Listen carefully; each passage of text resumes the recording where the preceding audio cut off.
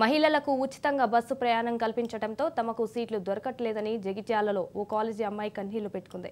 Bus free ఇచ్చిన విద్యార్థులను ఇబ్బందులకు గురి చేస్తున్నారని, తమ ఊరికి ఇదే లాస్ట్ బస్ అని, మరికొత్త బస్సు ఊరికి తీసుకురావాలని వెక్కి ఇచ్చింది.